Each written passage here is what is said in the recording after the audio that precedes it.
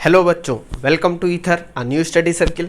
बच्चों, हम लोगों ने बेसिक मैथमेटिक्स में जो हमने लास्ट टॉपिक पढ़ा था वो था AP GP HP, arithmetic progression, geometric progression और हार्मोनिक प्रोग्रेशन।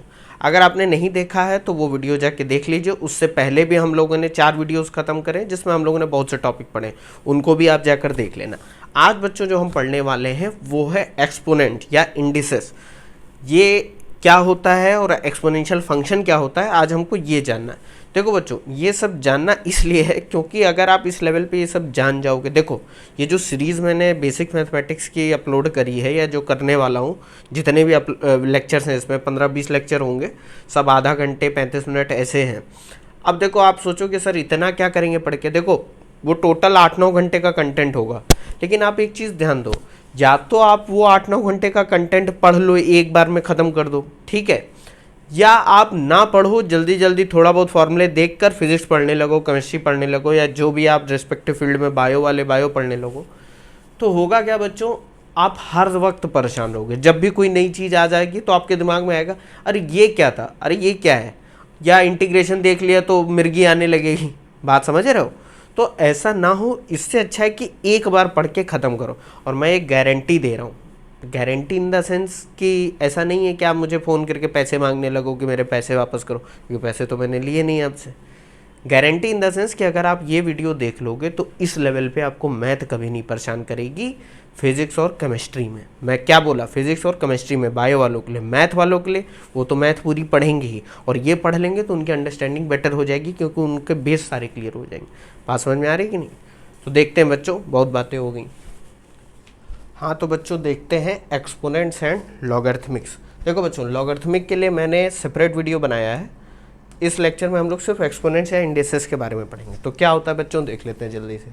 इंडिसेस, बच्चों इंडिसेस का मतलब होता है पावर। पावर यानी कि जो आप देखते नहीं है नंबर, जैसे 2 स्क्वायर, तो स्क्वायर में 2 जो ऊपर लगा हुआ है वो क्या है, इंडेक्स या इंडिसेस, या उसको कहीं कहीं पर एक्सपोनेंट भी लिख दिया जाता है। तो बच्चों इंडिसेस के कुछ नियम होते हैं। क्या नियम होते हैं ये आपको पता भी होंगे, एक बार देख लीजिए। पहला क्या है कि अगर किसी नंबर ए कोई एक नंबर हो सकता है, मान लो 1.2, 2.3, कोई भी real number, rational, irrational number, complex, कुछ भी हो सकता है। किसी भी नंबर की पावर 0 हो तो वो 1 हो जाता है, ये आपको पता ही होगा। किसी की पावर 1 हो, किसी ने ए की पावर 1, तो वो ए ही हो जाएगा। दो सेम नंबर को जब आप मल्टीप्लाई करते हो तो उनकी पावर क्या हो जाती है, ऐड हो जाती है। यानी ए की पावर m क्रॉस ए की power n is equal to A की पावर m प्लस n। और उसी तरह जब दो नंबर्स को डिवाइड करते हो, सेम नंबर्स को, तो उनकी पावर सब्ट्रैक्ट हो जाती है। ए की पावर m माइनस n, ए की पावर m अपॉन ए की पावर n क्या हो जाएगा, ए की पावर m माइनस n। बात समझ गए? उसी तरह ये क्या नियम है, अगर पावर निगेटिव में तो उसका मतलब होता है वो पूरा नंबर डिनोमिनेटर में चला जाएगा। यानी कि ए की power minus m is equal to 1 upon A की पावर m। जैसे लिखा हुआ है 1 अपॉन 2 की पावर माइनस 3, सॉरी, अगर ये लिखा हुआ है 2 की पावर माइनस 3 तो ये क्या हो जाएगा, 1 अपॉन 2 की पावर 3।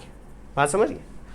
अब ये क्या है बच्चों कि अगर किसी नंबर की पावर m बाई n है या इंडेक्स m अपॉन n है तो उसका मतलब क्या होता है बच्चों, इसको ऐसे लिख सकते हो कि नहीं, a की पावर m ब्रैकेट के बाहर 1 अपॉन n। तो जब भी पावर 1 अपॉन में होती है उसका मतलब होता है रूट। तो यानी 1 अपॉन n का मतलब है nth रूट। तो ये nth रूट का मतलब है ऐसे इसको रिप्रेजेंट करते हैं, और a की पावर m क्या हो जाएगा, इसके अंदर हो जाएगा। बात समझ गया? अगर पावर जैसे ये लिखा हो a के पावर 1/2 तो आप क्या लिखते हो, स्क्वायर रूट a। यहाँ 2 लिखने की ज़रूरत नहीं है। a की पावर 1/3 होता है तो क्या लिखते हो, क्यूब रूट a। उसी तरह a की पावर 1/4 तो होता है फोर्थ रूट a। बात समझ गए कि नहीं? और a की पावर m जो है वो पूरा पूरा अंदर चला जाएगा। ये इंडेक्स के नियम है। अब बच्चों एक्सपोनेंट्स जो हैं, देखो इंडेक्स और एक्सपोनेंट दोनों सेम होते हैं, दोनों समझ लो सिनोनिमस है। अब क्या होता है कि यूएस में एक्सपोनेंट बोला जाता है जनरली, ब्रिटिश में उसको इंडेक्स बोला जाता है। और एक चीज़ और है, जब एक्सपोनेंट बोला जाता है तो कहीं ना कहीं पर बेस की भी बात करी जाती है। मतलब कि क्या है एक्सपोनेंट वो भी देख लो, इंडेक्स और एक्सपोनेंट की डिफिनीशन भी आप समझ जाओगे। एक्सपोनेंट और power indicates the number of times a number needs to be multiplied by itself. ये तो आपको पता ही है कि जैसे a की पावर n लिखा है तो मतलब a को n टाइम्स आपको मल्टीप्लाई करना है आपस में ही, ठीक है। जहां पर n है इंडेक्स या एक्सपोनेंट और a को बेस बोलते हैं। बात समझे कि नहीं? जैसे कि 2 की पावर 4 है तो 2 की पावर 4 का मतलब हमको 2 को 4 टाइम्स मल्टीप्लाई करना होगा, यही तो, ये आ जाएगा 16। ये समझिए, इसको देख लो एक बार, ये सब आपको पता है, बस मैं आपको रिवाइज कराने के लिए बता रहा हूँ, ठीक है। देख लो एक बार, आगे बढ़ते हैं। थोड़ा इंपॉर्टेंट है, इंपॉर्टेंट बच्चों ये है कि लियोनार्ड यूलर करके बहुत बड़े मैथमेटिशियन थे, आपने इनका नाम सुना शायद ना हो, अब सुन लो। इन्होंने बच्चों ये लॉग टेबल और ये सब इन्होंने ही मतलब बनाई थी। अब सोचो इनके बारे में, शायद मुझे एग्जैक्ट तो नहीं पता, बताया जाता कि ये फिजिकली डिसेबल भी थे और उसके बावजूद इतनी अच्छी मैथमेटिक्स की इन्होंने जो है डेवलपमेंट इन्होंने करा था, ठीक है।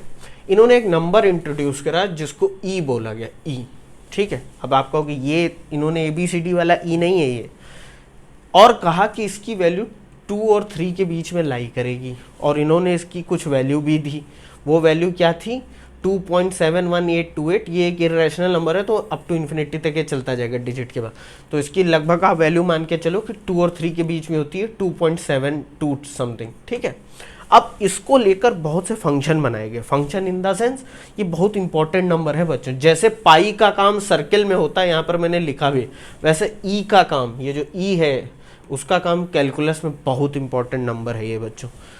कैलकुलस अभी आगे चल के हम लोग पढ़ेंगे, बहुत इंटरेस्टिंग टॉपिक है। पूरी फिजिक्स आपकी कैलकुलस पे बेस्ड है, जो क्लासिकल फिजिक्स है, मतलब जो न्यूटन सर ने दी है, उसके बाद की भी सब उसी पर बेस्ड है। बेस्ड इन द सेंस उसी से डिराइव है।